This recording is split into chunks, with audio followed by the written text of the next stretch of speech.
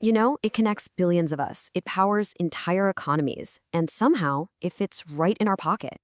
But this whole thing, this giant global network, it all started as a single military project, one designed to survive a nuclear attack.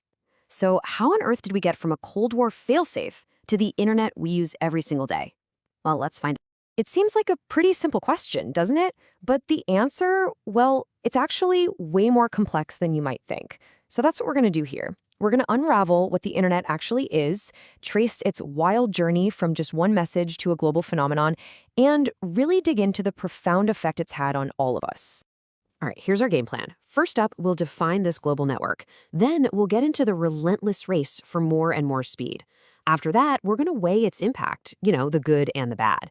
And we'll wrap it all up by looking at the simple act of communication that's really at the heart of it all. Okay, so let's start with the web itself. It's this incredible web, but there's no spider at the center. It's a network with no single point of control. So what's holding it all together, and how did this whole thing even begin? So here's the most important thing to get your head around. The internet isn't one single thing. It's really a network of networks. Just picture millions of separate networks, everything from huge government systems all the way down to your Wi-Fi at home, and they've all just agreed to speak a common digital language. That language is called TCP/IP, and it's what lets them all connect and share information like it's no big deal. The story really kicks off back in the 50s with the birth of computers. But the real key moment? That came during the Cold War in the 60s. The US military founded a project called ARPANET, a network that was specifically designed to survive an attack. And that all led to one incredible moment in 1969, a single message sent from a computer at UCLA to one at Stanford. And just like that, the ancestor of the internet we know today flickered to life. Okay, hold on. If it started as a government project and now it covers the entire globe, that kind of begs the question, right? Who's actually in charge here? Who owns this thing? Yeah, it's a trick question. The simple answer? Nobody. Or maybe everybody? I mean, sure, there are some really important organizations like ICANN that manage the address book just to keep things from getting chaotic. But there's no single king on the throne. No one government or one company owns the whole shebang. We all just own our own little piece of the puzzle. So, how did we go from this niche academic project to the lightning-fast utility we basically can't live without today? Well, it was a constant, nonstop race for more speed. Let's take a look at how that all unfolded. For a lot of us, this whole race started with a very particular sound. Oh yeah, that iconic dial-up screech. That was the soundtrack to our first baby steps online. It was painfully slow, it completely tied up your phone line, and heaven forbid if someone picked up another phone in the house, your connection was toast. Then came DSL, and it was a huge leap forward. It used the exact same phone lines, but it was always on, which at the time was a totally revolutionary idea. All of a sudden, you could surf the web and talk on the phone at the same time, and speeds jumped like crazy, from just crawling along in kilobytes to actually running in megabits. The next competitor completely changed the racetrack. Cable internet ditched the phone lines and jumped over to the coaxial cables that were already piping TV into our homes. And what that meant was a massive jump in bandwidth, leaving the older tech in the dust. But the next revolution, wow, it wasn't just about speed. It was about freedom. Wi-Fi gave a similar performance to cable, but it did something absolutely incredible. It cut the cord. By using radio frequencies, it finally untethered us from the wall. And the internet moved from just being at a desk to being anywhere in the house. But what about all those places with no phone lines or cable? Well, that's where satellite internet comes in. It beams a connection down from orbit to pretty much anywhere on Earth. Now there's a catch. That signal has to travel thousands of miles up to space and back down again.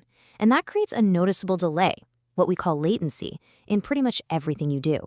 And that brings us right up to the tech that put high-speed internet directly into our pockets, cellular.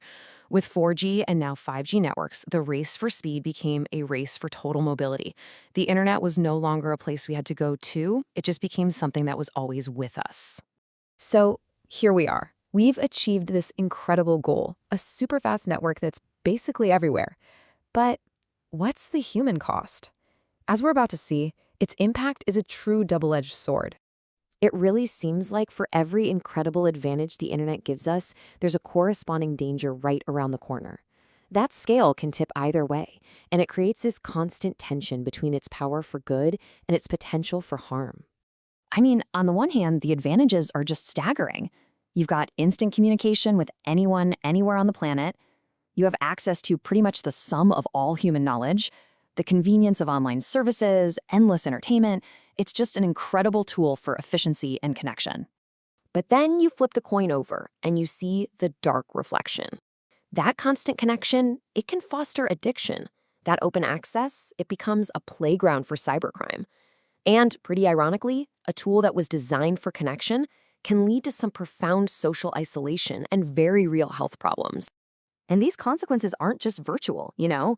The hours and hours we spend hunched over our screens typing and scrolling, it takes a real physical toll on our bodies. Everything from chronic eye strain to repetitive stress injuries like carpal tunnel syndrome. So for this last section, let's just strip away all the complexity for a minute.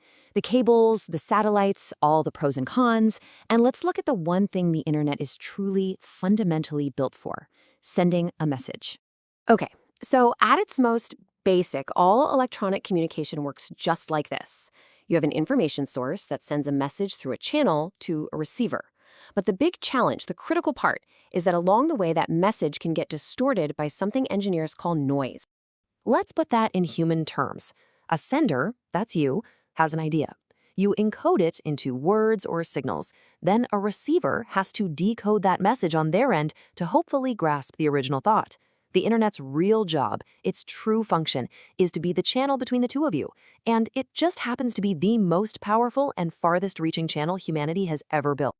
And that really brings us to our final question. The internet might be the most powerful channel ever created. But you know what? It's also the noisiest. So amidst the endless scroll, the misinformation, and the constant digital distractions, how clear is your signal? How much of your message is actually getting through?